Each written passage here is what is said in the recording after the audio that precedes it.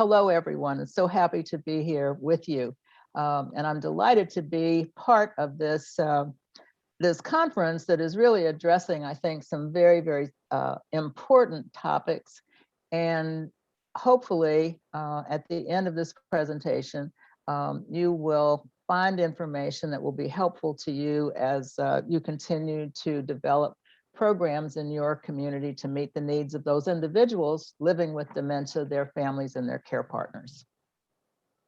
So the title of this is Dementia-Friendly in the Faith Community, an Important Collaboration. And let me just say that when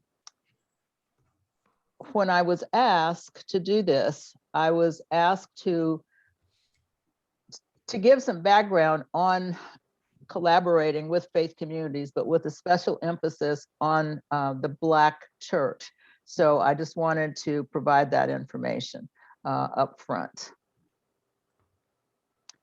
So to provide a little background and context, the church or the faith community membership is strongly correlated with age, although declining across age groups. And if you paid attention to information that's been out recently, church membership and attendance in major denominations is declining and is continuing to decline. And although the pandemic has certainly impacted affiliation with faith communities, and it's temporary, there's still a thought that it is going to continue to decline. People are getting their spiritual information in very different kinds of ways now, which is one of the ways that they feel, or one of the impacts that's contributing to the decline. And this is just some background information. 66% of traditionalists, adults born before 1946, belong to a church or faith community, compared with 58% of baby boomers, 50% of Gen X, and 30% of millennials. And we talked about the membership tied to population change. Those of older generations are likely to be members or attached to a faith community more so than the younger generation. And this I thought was interesting. Declines in church or faith community membership are proportionately smaller among political conservatives, married adults, college graduates, Southern residents, and non-Hispanic Black adults. That's very important, I think, information to have as you think about where you're going to go to develop your faith initiatives. I didn't finish with that one, did I? The United States remains a religious nation, more than 7 in 10 affiliating with some type of organized religion, although again, the population declines impact that number. Far fewer, however, now less than half, have formal membership with a specific house of worship or a faith community. And we talked about the impact of the pandemic on the attachment to a faith community. And Gallup News suggests that sermons, community outreach, programs, and volunteer opportunities influence church and faith community attendance and attachment. So that's important information to tuck away as well. Religious and faith leaders are generally recognized as leaders and influencers and moral authorities in congregations and in communities. The church or faith community's position on issues influences and aligns with those in the congregation. The congregations often serve a role as a surrogate family and support system, or a village to many people. Churches, faith communities but often are in the dark about needs of families impacted by dementia, and they do not have the knowledge and resources necessary to provide adequate support for those families. And then some religious beliefs often reinforce stigmas and other misinformation about dementia, especially Alzheimer's. There's some religious groups that would say that this is just the will of God. We don't interrupt the will of God. This is a punishment. I mean, there are several things that come out of different religious groups. So knowing those things is certainly helpful to know up front. The role of the church or the faith community positions them very uniquely to provide for the kinds of supports that individuals and their families need relative to dementia care. Often, members of a congregation are really first responders. They're the first ones to recognize changes in fellow congregants, changes that may relate to early onset of behavior, of dementia behavior. It's important to know also that trusted and informed faith leaders are able to communicate information about diseases, including dementia, on many levels. If they hear it coming from a pulpit or from a position of authority within a faith community, it's going to mean something and people are more apt to listen, at least those individuals who are connected to a faith community. The ability of faith communities to develop and support programs and connect with community resources is really important. And it's often easier to do because so many of these activities and supports are easy to actualize within a congregation with extant resources that exist among the congregants. The faith community also provides the ability to reach large numbers of people with information and programs. You're dealing with groups rather than just individuals. And now the incidence of dementia, especially Alzheimer's, is probably more likely in congregations just because of the age demographic. Congregations are becoming older. They are comprised of people like me, older people, rather than a large collection of younger people. The number of congregants living alone, away from family or no family, or being isolated is also greater. But also, why should we become involved? It's the right thing to do. We are our brothers and sisters' keepers.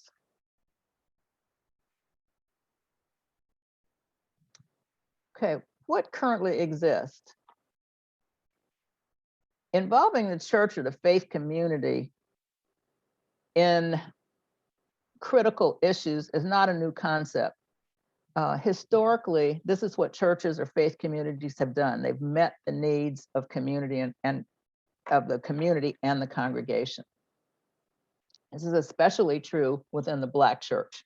The Black church has always been the center, the very integral center of the Black community.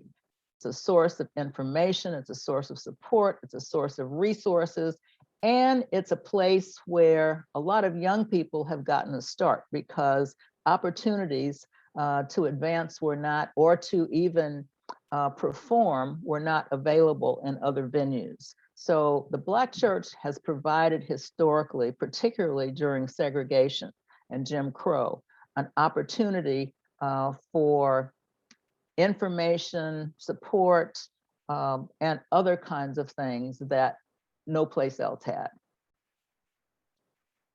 And to this day, it still provides a very vital role in many of those avenues.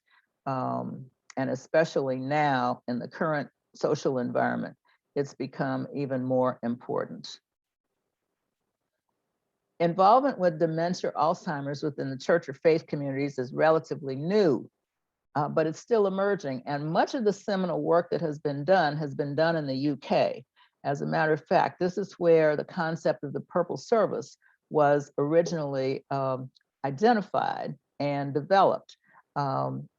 But of course, the model that's used for the Purple Service in the UK does not readily apply, especially to not to Black faith communities. The concept does, but it has to be tweaked a lot. So what's existing now is the Balm of Gilead's National Brain Health Center for African Americans developed a Memory Sunday toolkit That's an Alzheimer's and caregiving awareness campaign for African American churches, which happens on the second Sunday in June.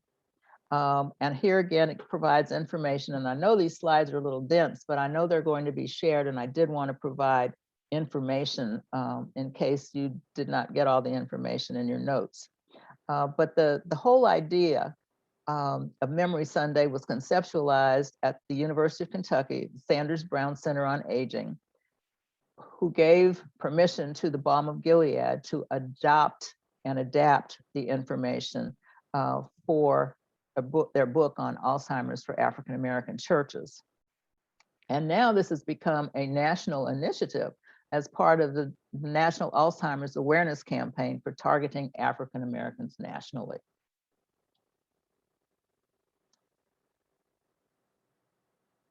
And this just provides more information on the Balm of Gilead, which is also a training institute, an online resource, and provides a lot of information about health in the African American community, including the Memory Sunday. The ALTER program is another program that builds resources and awareness around dementia in African American and faith communities. And this is tailored to support churches to create inclusive congregations to provide for individuals living with dementia, their families, and care partners.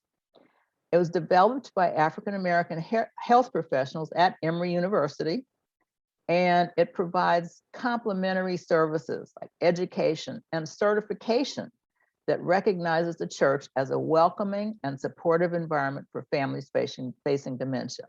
This is really important, I think, and I know part of Dementia-Friendly is that we certify different sectors within the community as being dementia-friendly.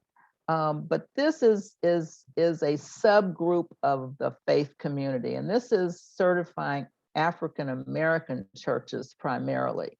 And this is very important. Many people, well, across the board and all sectors of the faith community, if there is a family member who's living with dementia, often the disease progresses to the point that you can no longer participate in activities that were once just a normal part of your daily living. Church being one of them, or faith affiliation, one of them. So you're no longer able to do that, which causes a void for many people. So if churches are trained to provide the kind of environment and supportive care and are certified that they're able to do this, churches are able to put this on their websites. The information goes out by word of mouth, and it offers an opportunity for individuals to still be able to participate in their normal worship activity without fear of their family member or loved one being treated differently, or that the behavior of their loved one is going to cause unnecessary issues within the congregation. So the ALTER program works with churches to sustain dementia-friendly activities, and it provides on-site and virtual education programs to help churches decide on the role that they're going to play to support the families within their congregation that are impacted by dementia. Okay. And again, I talked about the certification that it offers. Many churches or faith communities have seniors ministries or organizations or clubs or other seniors designated events. However, these are not complete dementia programs. They're activities and certainly intended to help. I know in my church, we're working now to develop a full dementia program. A lot of activities have been provided, information has been provided, but the numbers of people now that we're seeing with early onset and just the early cognitive behaviors, declined behaviors, we're developing a program now that will address the needs of those individuals and their care providers. Just providing information is not enough. Our Prince George's Dementia-Friendly Initiative conducts seniors faith-based events in various ways. And our county is divided into 3 sectors: North County, Mid County, and South County. North County organizes and participates in Memory Sundays at various county churches, as does Mid County. And they use the Balm and Gilead toolkit to do this. South County, the area that I lead, developed a Purple Worship Service and conducted community forums, training for the congregation and church leadership, and memory screenings at the one church that piloted the Purple Worship Service in South County. So it's really a comprehensive program that has provided not only information for the community about dementia, and we do this in a very comprehensive way. We usually do, well, we've done it different ways. We do half day, we've done a whole day, and we've done a day and a half, but we have individuals from first responders, caregivers, health providers, just all different sectors.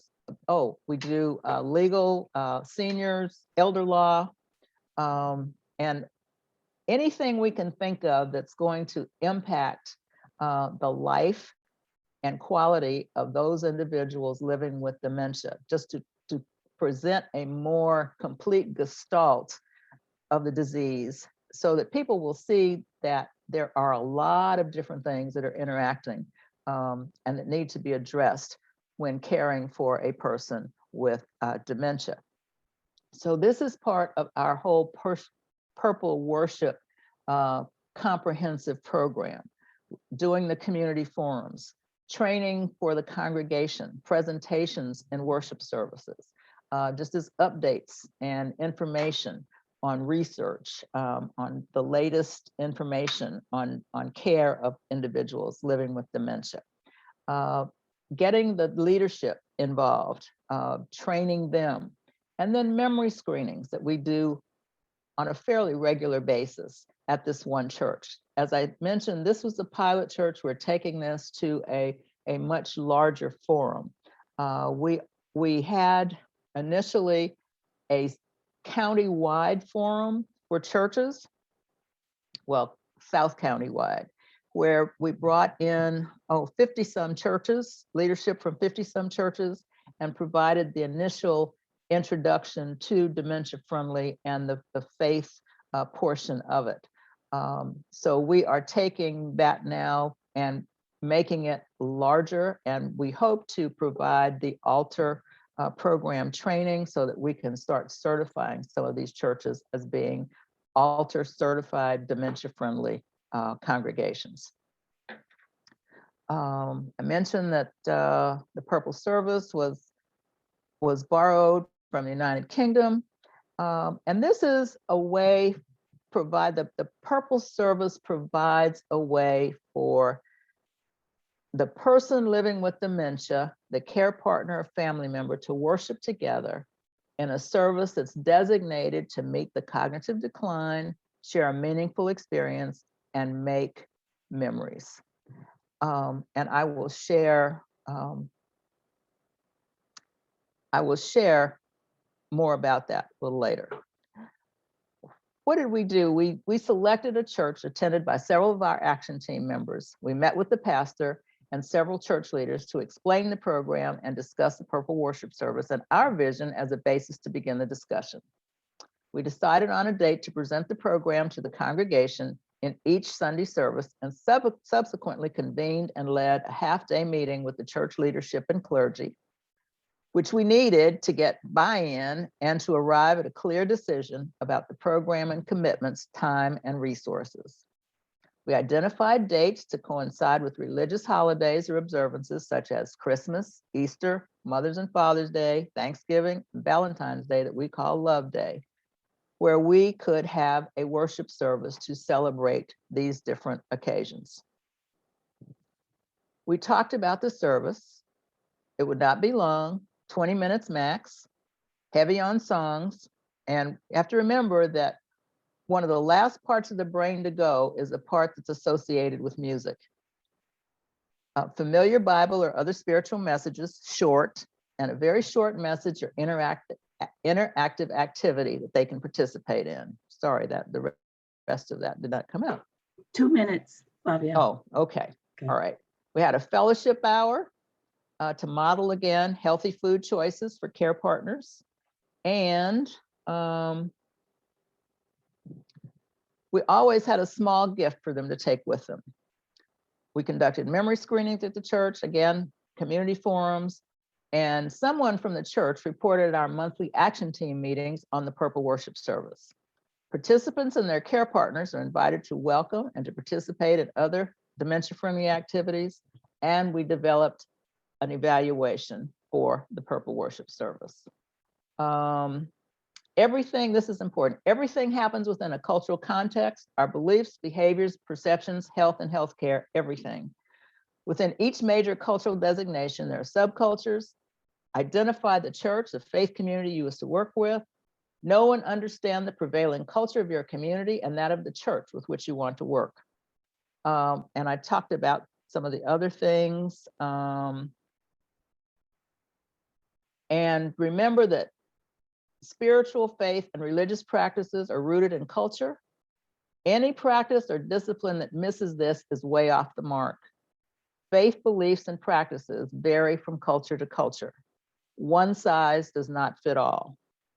And finally, don't be afraid to be creative. Don't forget to enjoy the journey. Thank you so much. I am open for questions. I don't know if we're taking questions now or at the end. Oh, we'll take questions at the end, but Okay. Thank you so much for your presentation. I think that the information was priceless regarding, creating faith communities that are dementia friendly. So this is very helpful. Thank you. If I can stop sharing, I will be. Okay, great. Thank you. Okay, thank you. Our next speaker is Mary Beth Rieder.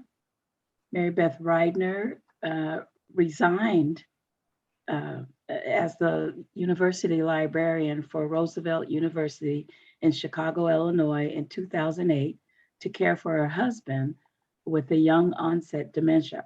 She then developed an award-winning book to care for her, She then developed an award-winning book and reading program for people living with dementia called Tales and Travel Memories. She is a leader of the American Library Association's Dementia Interest Group and has presented at conferences, has written several articles and book chapters, and is active in the Dementia-Friendly America initiative. Mary Beth, the stage is now yours. Well, thank you very much. I'm going to share my screen, I hope. Here we go. All righty, and I'm going to do a slideshow, which I think should start now. Okay, hopefully you can all see this. Alrighty, thank you so much, Karen, and I really enjoyed your presentation, Flavia. It was very informative. I'd also like to thank the conference planners for inviting me to talk with you today about some of the ways that your local public library can become a vital partner in your community's dementia-friendly efforts. Before I start, I'd like to point out that there's a handout of web links available, I believe, that lists all of the resources that I will be mentioning today. So you no doubt already know that there's a great need for dementia awareness in Washington State and indeed across the country and the world. Mary Beth, if there's a non-notes option for your PowerPoint. Oh, okay. Sorry. I thought it was showing the right thing. Okay, never mind. I will do it a different way. Okay. Sorry. Let's see, I'd have to use, oh my goodness. This is gonna take a minute. That I wasn't aware of. Sharing the screen. Gosh darn. Oh my goodness. This is gonna take me a while, sorry. me try this, see if I can get it to a different view. That looks good. That looks good. There we go. see And it. then if you start from beginning, I think. Okay, so you can hear me and everything, correct? Oh, Yes. Okay, alrighty. So again, I'd like to thank everyone for inviting me to come and talk with you about ways that your local public library can become a vital partner in your community's dementia-friendly efforts. Before I start, I'd like to point out that there is a handout of web links available that lists all of the resources that I will be mentioning today. Okay, so you're no doubt aware that there's a great need for dementia awareness in Washington state and indeed across the country and the whole world. Alzheimer's Association data that's shown here indicates that there were 120,000 Washingtonians over the age of 65 with Alzheimer's in 2020. And that number, is this going forward? Yes. It is, okay. And that number is expected to increase by 16.7% by 2025. Another figure that you may not be familiar with is that 81% of those diagnosed with dementia are living at home, not in congregate settings, according to this report from 2017. So most people with dementia are living in the community, and many are probably were going to their public libraries before the pandemic, and will no doubt want to do that again after the pandemic ends. So how can libraries contribute to your dementia-friendly initiatives? First of all, I'd like to point out that libraries can be found in most communities across the country. This map shows that there are 60 public libraries in Washington, but many of them have multiple branches. So when you count all the branches, there are over 300 library locations across the state. In contrast, Wikipedia indicates that there were only 281 municipalities in Washington. So libraries are easy to find. This is important because people living with dementia are most comfortable with familiar local places. Libraries are well-respected institutions in the community. They are neutral and public places that welcome people of all ages and backgrounds inside their doors, providing a sense of belonging to the community. They offer a wide variety of materials, books and magazines, both in print and online, music recordings, again on CD or online, physical DVDs and streaming video, and a wide variety of programming. And all of these resources are already paid for.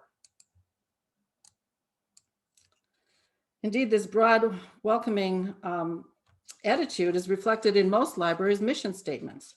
For example, the Seattle Public Library says its mission is to bring people, information, and ideas together to enrich lives and build community. The Spokane Public Library claims to celebrate diverse communities and to impress customers with individualized service.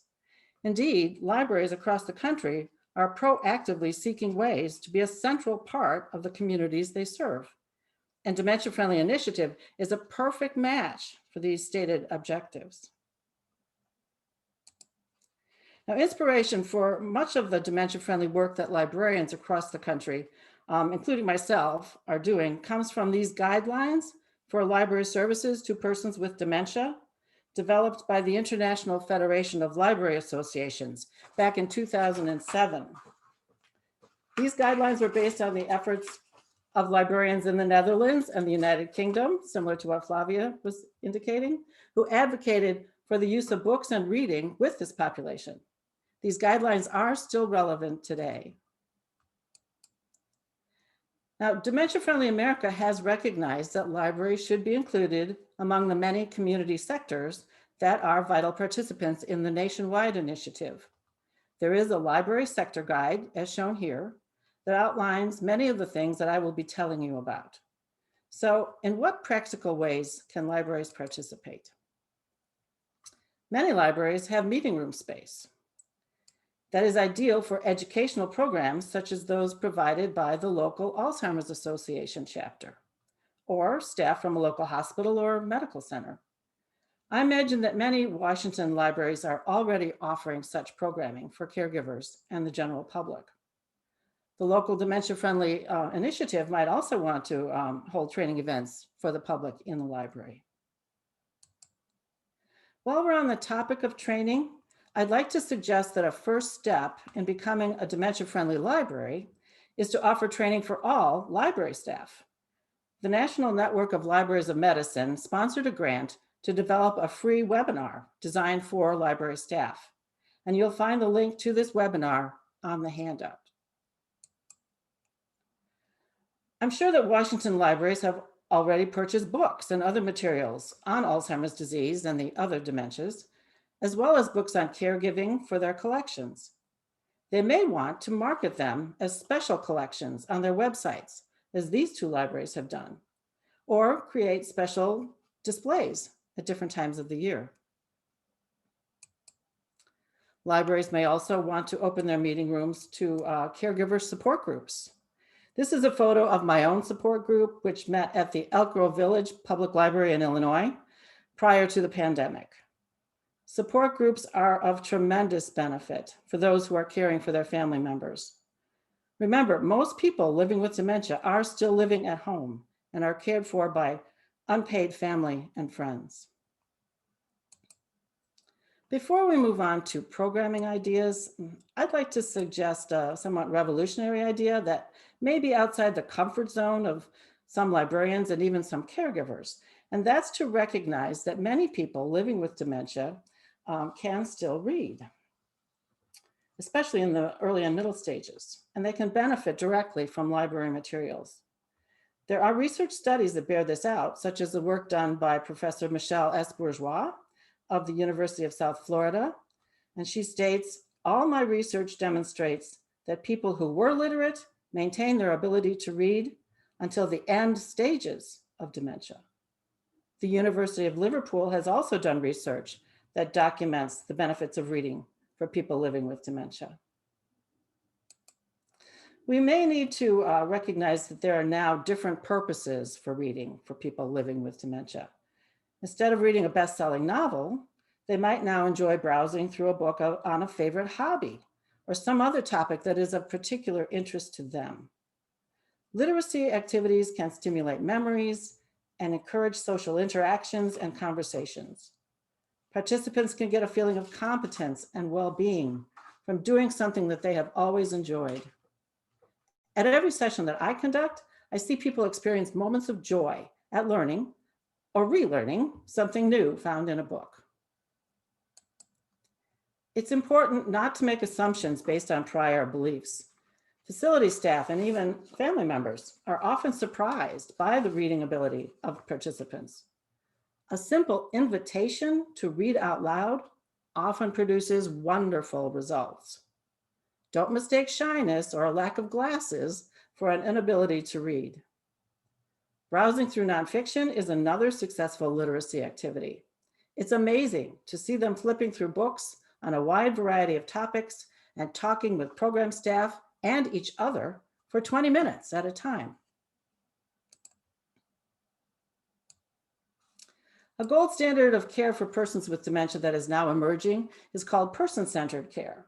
Key points include treating the person with dignity and respect, understanding what makes them unique, trying to put yourself in their shoes, giving them opportunities for conversations and relationships, and ensuring that they have chances to try new things or take part in activities that they already enjoyed, like reading and going to the library.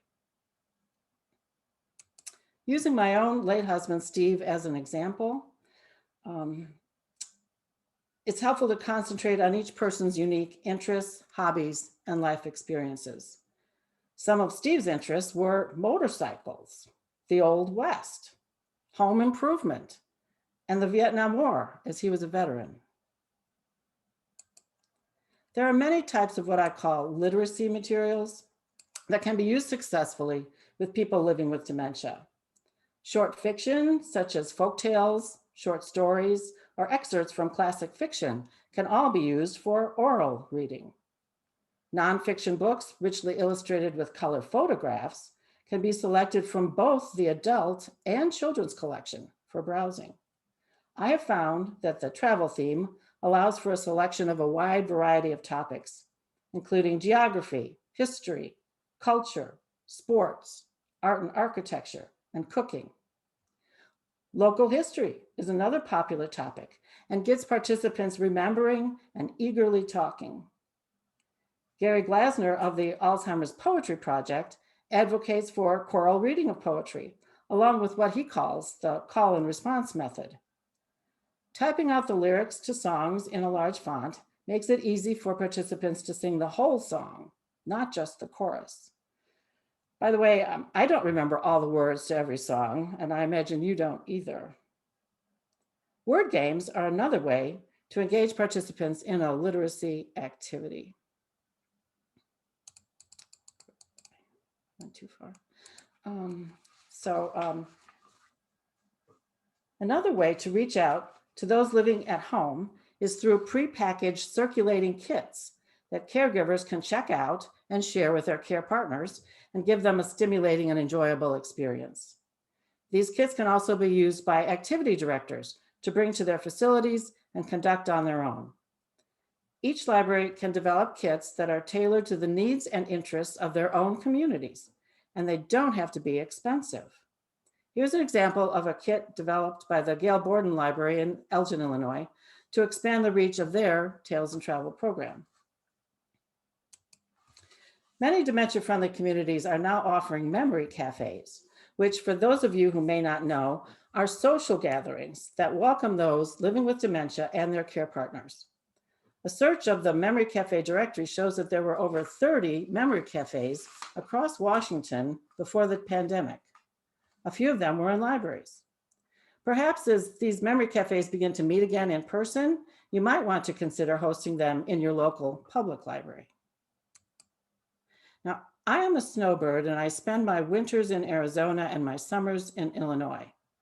In 2017, I started bringing my Tales and Travel program once a month to the Memory Cafe that was held at the Tempe, Arizona Public Library. In 2018, I was invited to begin presenting the program at another Memory Cafe in Sun Lakes. Both cafes met weekly, and after an initial joint gathering for coffee, the attendees broke into two groups.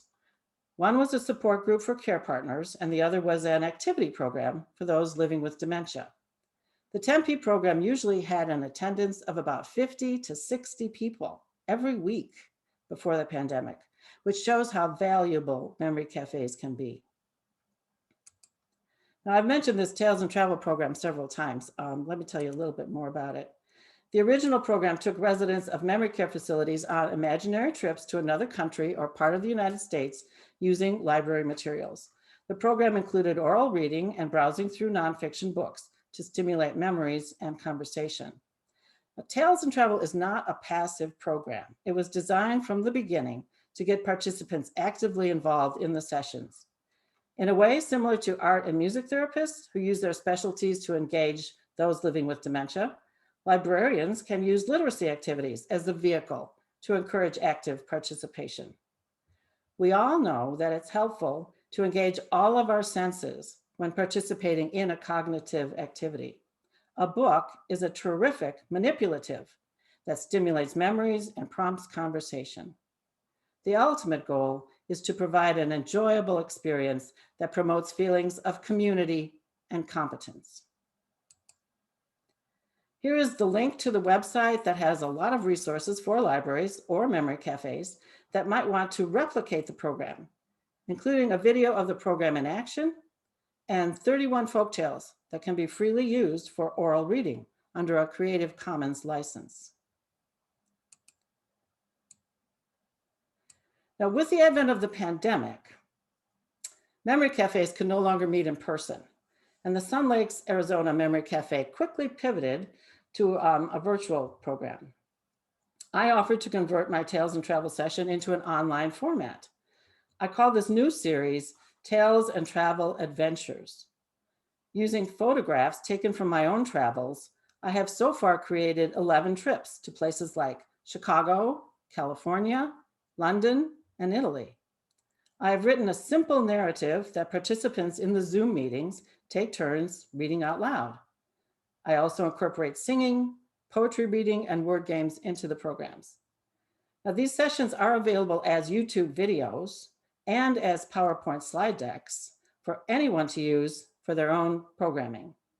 You can find links to the videos and the PowerPoint slide decks at the website I showed you before for Tales and Travel under the Memory Cafes tab. Another plus about involving libraries is that they are already used to working collaboratively to share experiences, ideas, and training.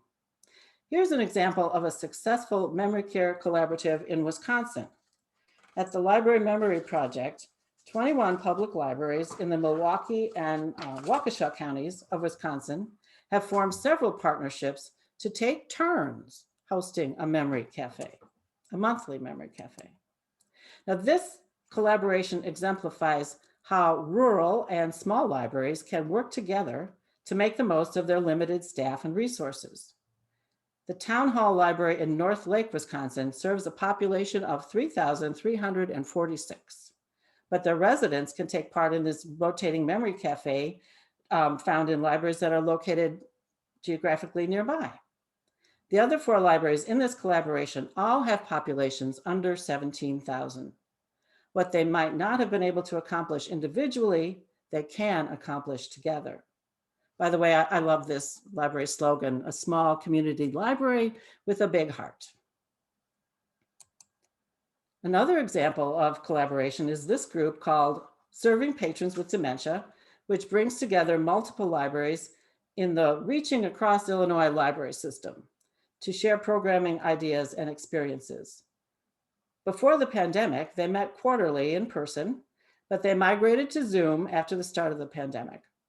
This might be a good model for other libraries seeking to find collaborative partners.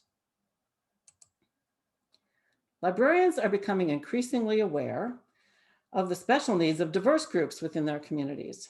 When the Woodson Regional Library, a branch of the Chicago Public Library that serves a large population of African Americans, was renovated in 2018, it was decided to make Woodson the city's first dementia-friendly library, providing culturally relevant programming and education around Alzheimer's disease and memory loss. A library health advisory board was formed, and it was comprised of academics, researchers, health professionals, clergy, librarians, and caregivers. The board is aiming to create awareness about dementia that adversely affects African Americans by a 2-to-1 ratio.